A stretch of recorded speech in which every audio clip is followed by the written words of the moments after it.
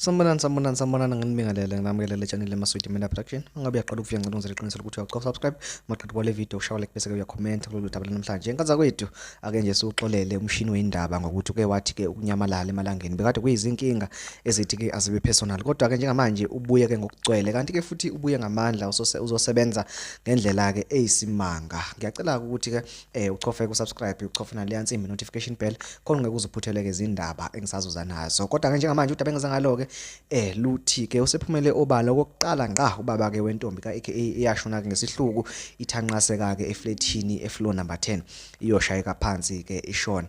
Namhlanje ke bengokokuqala ubaba kaAnele Ntembe ubaba uMoses Tembe ephumela ke obala mayelana ke nokushona kwengane yakhe kanye ke nokuboshwa okanye nokubulawa kuka aka.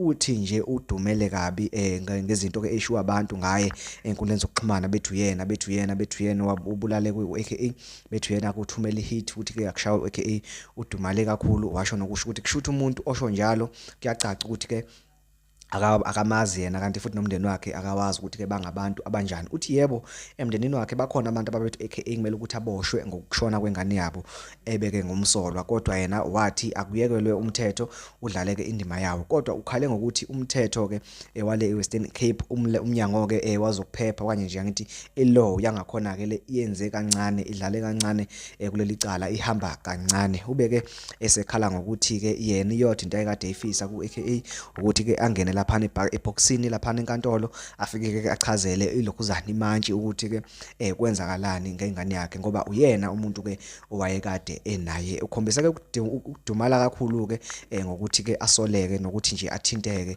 kulolu daba lokushona kuka aka kanye ke futhi nokubandakanyeka nabasolwa. Njengamanje ke basaboshiwe ke abasolwa ke abayisikhombisa icala ke lizobe liqhubeka mhla ka2 kaMeyi 2024 ungasali ngizobe futhi ngulethela lona lushisa udaba ke lwakhona. Ngana kwethu ngiyacela ukuthi ke sidibane ku video elandelayo. Ngiyabonga.